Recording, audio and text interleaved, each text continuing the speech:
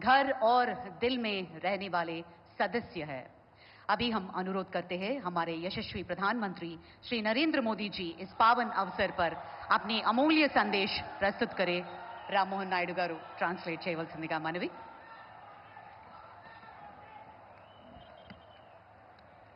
भारत माता की, भारत माता की, भारत माता की।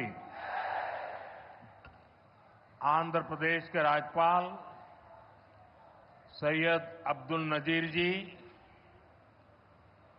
यहां के लोकप्रिय मुख्यमंत्री मेरे मित्र श्रीमान चंद्रबाबू नायडू जी, नेता अभिनेता डिप्टी सीएम पवन कल्याण जी, केंद्र सरकार में मेरे सहयोगी मंत्रीगण, राज्य सरकार के मंत्रीगण, सभी सांसद और अन्य विधायकगण, अन्य गणमान्य नागरिकगण, भाई और बहनों, आंध्र प्रजला प्रेम मरियु अभिमानानिकी ना कृतज्ञतलु ना అభిమానాన్ని చూపినచే అవకాశం ఇప్పుడు లభించింది। मैं सबसे पहले सीमाचलम वरालक्ष्मी नरसिम्हा स्वामी को प्रणाम करता हूं। आंध्र प्रदेश गवर्नर श्री सैयद अब्दुल नजीर गारू, जननेता मुख्यमंत्री श्री चंद्रबाबु नायडू गारू, नेता मरियु अभिनेता डिप्यूटी सीएम पवन कल्याण गारू, కేంద్ర ప్రభుత్వంలో నా సహచర మంత్రులు, రాష్ట్ర మంత్రులు, ఎంపీలు, ఎమ్మెల్యేలు మరియు ఇతర ప్రముఖులు, సోదర సోదరీమణులు, ఆంధ్రప్రదేశ్ రాష్ట్ర ప్రజల ప్రేమ మరియు అభిమానానికి నా కృతజ్ఞతలు। నా అభిమానం చూపించే అవకాశం ఇప్పుడు నాకు లభించింది। ముందుగా మన సింహాచలం వరాహ లక్ష్మీ నరసింహస్వామి వారికి నేను నమస్కరిస్తున్నాను। साथियों, आप सबके आशीर्वाद से 60 साल के अंतराल के बाद देश में तीसरी बार एक सरकार चुनी गई और सरकार बनने के बाद एक प्रकार से विधिवत रूप से मेरा ये पहला कार्यक्रम है और जो शानदार स्वागत सम्मान आपने किया, रास्ते भर जिस प्रकार से लोग आशीर्वाद दे रहे थे और आज चंद्रबाबू ने अपने भाषण में सारे सिक्सर लगा दिए हैं। उनके एक एक शब्द के स्पिरिट को, उनकी भावना को मैं आदर करता हूं और मैं आंध्रवासियों से, देशवासियों से विश्वास दिलाता हूं कि जो भावना आज चंद्रबाबू प्रकट कर रहे थे, हम सब मिलकर के उन लक्ष्यों को अवश्य पार करेंगे। మీ ఆశీర్వాదంతో 60 సంవత్సరాల తర్వాత మూడోసారి మళ్ళీ కేంద్రంలో మన ప్రభుత్వం వచ్చింది। తరువాత మీ యొక్క ఆశీర్వాదం, మీ యొక్క స్వాగతం నేను చూశాను। దానికి మించి మన అధినాయకుడు చంద్రబాబు నాయుడు గారు ఆయన స్పీచ్లో అన్ని విషయాలు కూడా కూలంకుషంగా చెప్పారు। ఆయన చెప్పిన ప్రతి విషయాన్ని కూడా గౌరవిస్తూ ఆంధ్రప్రదేశ్ రాష్ట్రానికి సంబంధించి ముఖ్యమంత్రి వర్యులు రాష్ట్ర ప్రజలు ఏవైతే విశ్వాసం చూపిస్తున్నారో ఆ విశ్వాసాన్ని ఎక్కడా కూడా భంగం కలిగించకుండా మీ లక్ష్యాలు అన్నిటినీ కూడా సాకారం చేయడానికి నా వంతుగా మీకు సహకరిస్తాను అని తెలియజేస్తున్నాను. साथियों, हमारा आंध्र प्रदेश संभावनाओं का और अवसरों का, पॉसिबिलिटीज और अपॉर्चुनिटीज का राज्य है. जब आंध्र की ये पॉसिबिलिटीज साकार होगी तो आंध्र भी विकसित बनेगा और तभी भारत भी विकसित राष्ट्र बनेगा. इसलिए आंध्र का विकास ये हमारा विजन है. आंध्र के लोगों की सेवा ये हमारा संकल्प है. మిత్రులారా, మన ఆంధ్రప్రదేశ్ సాధ్యతలు మరియు అవకాశాలు కలిగి ఉన్న రాష్ట్రం. ఆంధ్రుల అవకాశాలు సాకారమైనప్పుడు ఆంధ్రప్రదేశ్ రాష్ట్రంతో పాటు భారతదేశం కూడా వికాసవంతంగా అభివృద్ధి చెందుతుంది. అందుకనే ఆంధ్రప్రదేశ్ రాష్ట్రం తాలూకా అభివృద్ధి మా విజన్, ఆంధ్ర ప్రజల సేవే మా సంకల్పం. आंध्र प्रदेश ने 2047 तक राज्य को करीब करीब $2.5 ट्रिलियन की इकोनॉमी बनाने का लक्ष्य रखा है. इस विजन को साकार करने के लिए चंद्रबाबू गारू की सरकार ने स्वर्ण आंध्र एट 2047 की पहल की है. इसमें केंद्र की एनडीए सरकार भी आंध्र प्रदेश के हर लक्ष्य के साथ कंधे से कंधा मिलाकर चल रही है. इसलिए केंद्र सरकार लाखों करोड़ की योजनाओं में आंध्र को विशेष प्राथमिकता दे रही है. 2047 సంవత్సరం కల్లా ఆంధ్రప్రదేశ్ రాష్ట్రంలో $2.5 ట్రిలియన్ ఆర్థిక వ్యవస్థగా తయారు అవ్వాలని లక్ష్యం పెట్టింది. ఈ విజన్ సాకారం చేసేందుకు చంద్రబాబు నాయుడు గారి ప్రభుత్వం స్వర్ణాంధ్ర 2047 అనే కార్యక్రమానికి శ్రీకారం చుట్టింది. ఈ లక్ష్యాన్ని చేరుకోవడానికి కేంద్రంలో ఉన్న ఎన్డీఏ ప్రభుత్వం ఆంధ్రప్రదేశ్ రాష్ట్రంతో పాటు భుజంతో భుజం తోడై ముందుకు నడుస్తుంది. అందుకే లక్షల కోట్ల పథకాలతో కేంద్ర ప్రభుత్వం ఆంధ్రపై ప్రత్యేక దృష్టి సారించి ప్రాధాన్యత కూడా ఇస్తుంది. आज यहां 2 लाख करोड़ रुपए से ज्यादा के प्रोजेक्ट का उद्घाटन और शिलान्यास किया गया है. ये प्रोजेक्ट्स आंध्र प्रदेश को विकास को नई ऊंचाई देंगे. मैं इन डेवलपमेंट प्रोजेक्ट के लिए आंध्र प्रदेश समेत पूरे देश को बधाई देता हूं. साथियों, आंध्र प्रदेश अपने इनोवेटिव नेचर के कारण आईटी और टेक्नोलॉजी का इतना बड़ा हब है. अब समय है आंध्र नई फ्यूचरिस्टिक टेक्नोलॉजीज का सेंटर बने. जो टेक्नोलॉजीज अभी डेवलप ही हो रही है, हम अभी से उनमें लीड लें. आज ग्रीन हाइड्रोजन का इस्तेमाल ये ऐसा ही उभरता हुआ क्षेत्र है. ఈ రోజు 2 లక్షల కోట్ల రూపాయలకు పైగా విలువైన ప్రాజెక్టులు ఇక్కడ ప్రారంభించడం మరియు శంకుస్థాపన చేయడం జరుగుతుంది. ఈ ప్రాజెక్టులు ఆంధ్రప్రదేశ్ అభివృద్ధిని సరికొత్త శిఖరాలకి చేరబోతుంది. ఈ అభివృద్ధి కార్యక్రమాలతో ఆంధ్రప్రదేశ్తో పాటు యావత్ భారతదేశానికి కూడా నా తరపున అభినందనలు తెలియజేసుకుంటున్నాను. మిత్రులారా, ఆంధ్రప్రదేశ్ రాష్ట్ర ప్రజల తాలూకా సృజనాత్మకత వల్ల ఆంధ్రప్రదేశ్ రాష్ట్రం ఐటీ మరియు సాంకేతికతకు ఒక పెద్ద కేంద్రంగా మారింది. ఇప్పుడు సమయం వచ్చింది. ఆంధ్రప్రదేశ్ రాష్ట్రం సరికొత్త టెక్నాలజీస్ కు కేంద్ర బిందువుగా మారాలి. ఈ కొత్తగా అభివృద్ధి చెందుతున్నటువంటి టెక్నాలజీస్ కి ఆంధ్రప్రదేశ్ రాష్ట్రం సారథ్యం వహించాలి.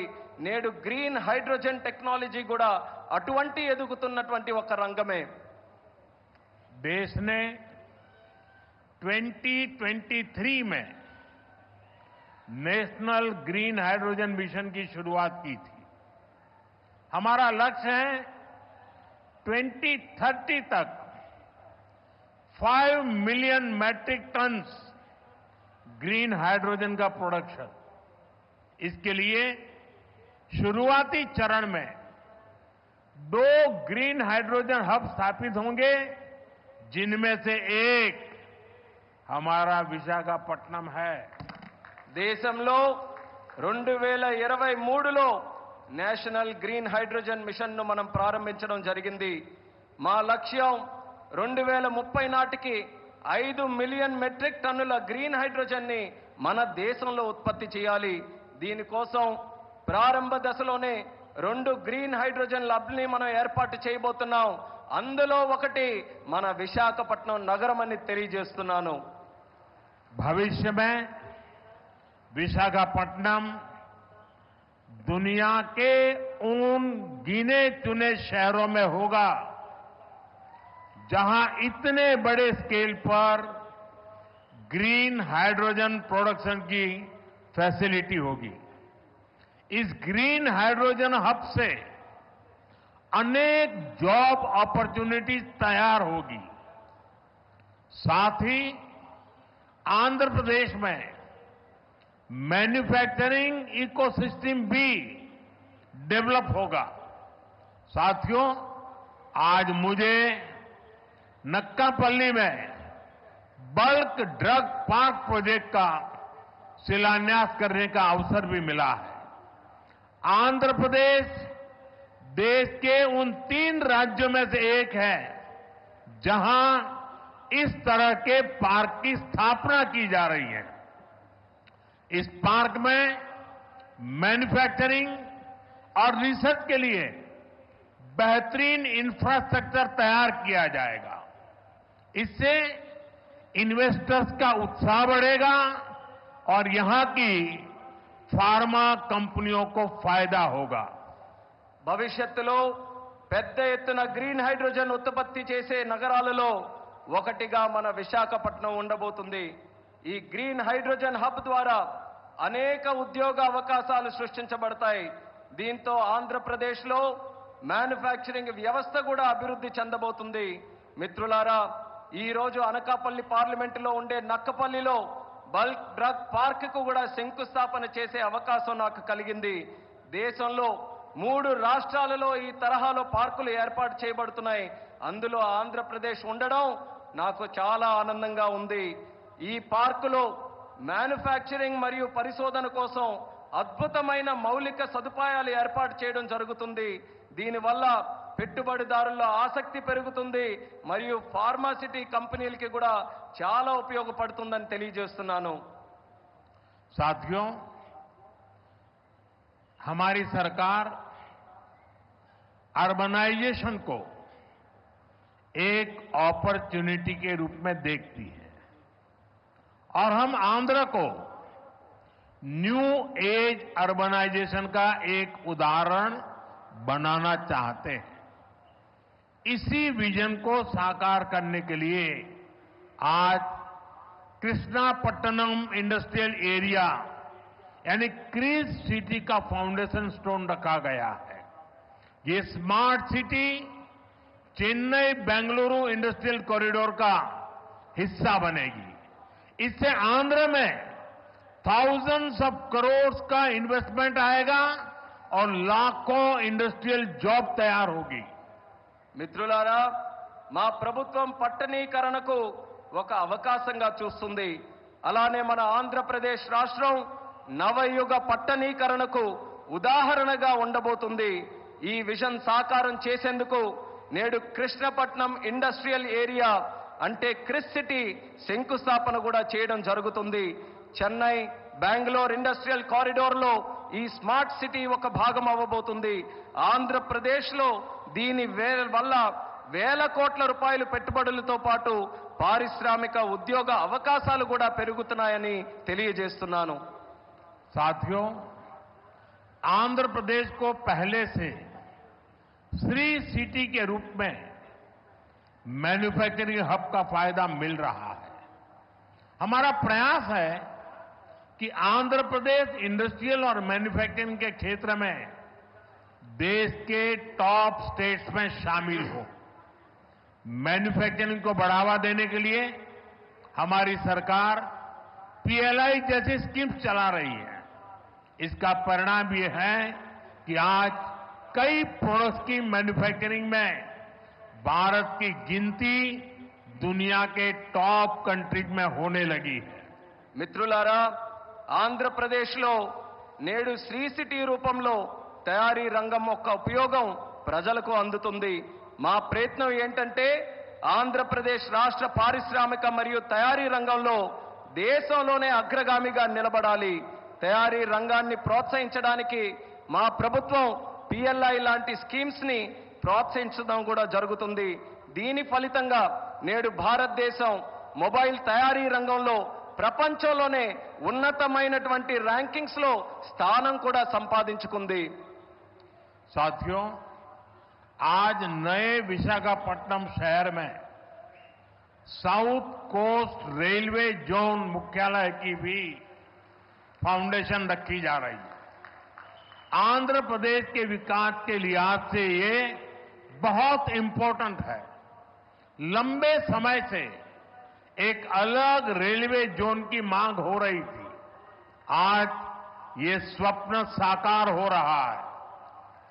మిత్రులారా, నేడు విశాఖపట్నం నగరంలో సౌత్ కోస్ట్ రైల్వే జోన్ ప్రధాన కార్యాలయానికి పునాది కూడా వేస్తున్నాం. ఆంధ్రప్రదేశ్ అభివృద్ధి దృష్ట్యా ఇది చాలా ముఖ్యమైనటువంటి కార్యక్రమం. ప్రత్యేక రైల్వే జోన్ కావాలన్న డిమాండ్ చాలా కాలంగా ఉంది. అటువంటి ఈ కళ, ఈ చిరకాల కోరిక ఈ రోజు నెరవేరబోతుందని తెలియజేసుకుంటున్నాను.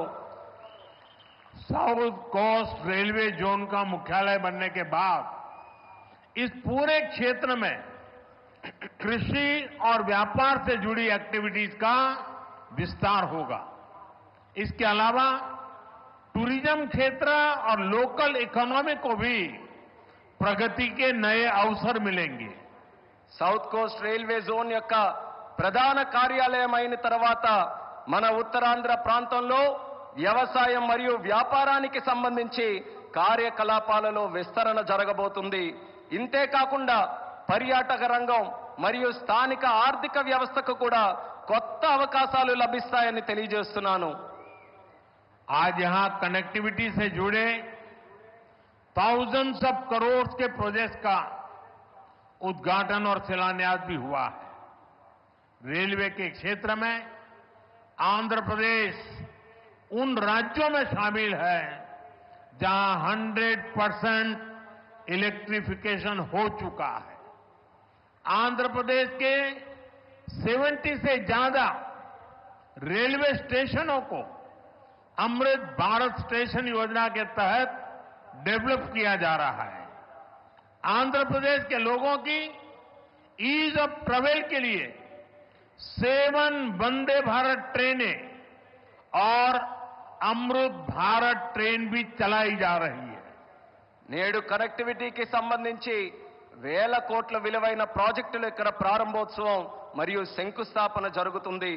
రైల్వే రంగంలో ఆంధ్రప్రదేశ్లో నేడు 100% విద్యుతీకరణ జరిగింది. ఆంధ్రప్రదేశ్లోని 70కి పైగా రైల్వే స్టేషన్లు అమృత్ భారత్ స్టేషన్ల కింద అభివృద్ధి చేయబడుతున్నాయి. ఆంధ్రప్రదేశ్ ప్రజల ప్రయాణ సౌలభ్యం కోసం 7 వందే భారత్ రైళ్లు అలాగే అమృత్ భారత్ ట్రైన్లు కూడా నడిపిస్తున్నామని తెలియజేస్తున్నాను. साथियों, आंध्र में ये infrastructure revolution, better connectivity, better सुविधाएं, इनसे पूरे प्रदेश का लैंडस्केप बदलेगा. इससे ईज ऑफ लिविंग और ईज ऑफ डूइंग बिजनेस बढ़ेगा. यही विकास आंध्र की करीब $2.5 ट्रिलियन इकोनॉमी का आधार बनेगा। साथियों, विशाखापट्टनम और आंध्र प्रदेश के कोस्ट सैकड़ों वर्षों से भारत के ट्रेड का गेटवे रहे हैं। आज भी विशाखापट्टनम का उतना ही महत्व है। हम समुद्र से जुड़ी अपॉर्चुनिटी के पूरे इस्तेमाल के लिए ब्लू इकोनॉमी को मिशन मोड में बढ़ावा दे रहे हैं। इसके लिए विशाखापट्टनम फिशिंग हार्बर को और आधुनिक बनाया जा रहा है। మిత్రులారా, ఆంధ్రాలో ఈ మౌలిక సదుపాయాల విప్లవంతో పాటు మెరుగైన కనెక్టివిటీ, మెరుగైన సౌకర్యాల వల్ల ఆంధ్రప్రదేశ్ రాష్ట్రం ముఖ చిత్రం కూడా మారబోతుంది. దీనివల్ల జీవన సౌలభ్యం, వ్యాపార సౌలభ్యం కూడా పెరగబోతుంది. ఇది ఆంధ్ర యొక్క దాదాపు $2.5 ట్రిలియన్ ఆర్థిక వ్యవస్థకు పునాది కాబోతుంది. మిత్రులారా, విశాఖపట్నం మరియు ఆంధ్రప్రదేశ్లో ఉన్నటువంటి తీర ప్రాంతాలు వందల సంవత్సరాలుగా భారతీయ వాణిజ్యంలో పాలు పంచుకున్నాయి. నేటికి విశాఖపట్నానికి అదే ప్రాముఖ్యత ఉందని కూడా తెలియజేస్తున్నాను. సముద్ర సంబంధిత అవకాశాలు పూర్తిగా వినియోగించుకోవడానికి బ్లూ ఎకానమీని మిషన్ మోడ్లో ముందుకు నడిపించబోతున్నాం. ఇందుకోసం విశాఖపట్నంలో ఉన్నటువంటి షిప్పింగ్ హార్బర్ని కూడా మరింత ఆధునీకరిస్తబోతున్నామని ఈ సందర్భంగా తెలియజేస్తున్నాను. आंध्र के हमारे फिशरीज से जुड़े भाई बहनों की इनकम और बिजनेस बढ़े, हम इस दिशा में पूरी संवेदनशीलता से काम कर रहे हैं। हमने फिशरमैन को किसान क्रेडिट कार्ड जैसी सुविधाएं उपलब्ध कराई है। हम समुद्र में सुरक्षा के लिए भी अहम कदम उठा रहे हैं। साथियों, हमारा प्रयास है कि देश के हर सेक्टर में inclusive and all round development होना चाहिए, ताकि विकास का फायदा हर वर्ग को मिले। इसके लिए एनडीए सरकार समृद्ध और आधुनिक आंध्र प्रदेश के निर्माण के लिए प्रतिबद्ध है। आज जिन प्रोजेक्ट का शुभारंभ हो रहा है, उससे आंध्र के लोगों की समृद्धि सुनिश्चित होगी। मैं एक बार फिर इन प्रोजेक्ट के लिए आप सभी को बहुत बहुत बधाई देता हूं। ఆంధ్రాలో మత్స్యకార సోదర సోదరీమణుల ఆదాయం మరియు వ్యాపారం పెరిగే విధంగా పూర్తి నిబద్ధతతో మేము పనిచేయబోతున్నాం. దీనికోసం మత్స్యకారులకి కిసాన్ క్రెడిట్ కార్డు వంటి సౌకర్యాలు కూడా కల్పించాం. సముద్రంలో భద్రత కోసం ముఖ్యమైనటువంటి చర్యలు కూడా తీసుకోబోతున్నాం. మిత్రులారా, దేశంలోని ప్రగతి రంగంలో అందరినీ కలుపుకొని పోవడమే మా తాలూకా ప్రయత్నం. అభివృద్ధి జరగాలి, తద్వారా ప్రతి వర్గానికి అభివృద్ధి తాలూకా ఫలాలు అందాలి. ఇదే మా సంకల్పం. ఇందుకోసం ఎన్డీఏ ప్రభుత్వం సుసంపన్నమైన ఆధునిక ఆంధ్రప్రదేశ్ను సృష్టించబడ్డానికి కట్టుబడి ఉందని కూడా తెలియజేస్తున్నాను. నేడు ప్రారంభించే ప్రాజెక్టులు ఆంధ్ర ప్రజల భవిష్యత్తుకు మరియు వారి శ్రేయస్సుకు మేలు చేయబోతున్నాయి. ఈ ప్రాజెక్టుల కోసం మీ అందరికీ కూడా మరొక్కసారి నా హృదయపూర్వక అభినందనలు తెలియజేసుకుంటున్నాను. ధన్యవాదాలు. आप सबका बहुत बहुत धन्यवाद. అందరికీ కూడా మరొక్కసారి నా హృదయపూర్వక ధన్యవాదాలు.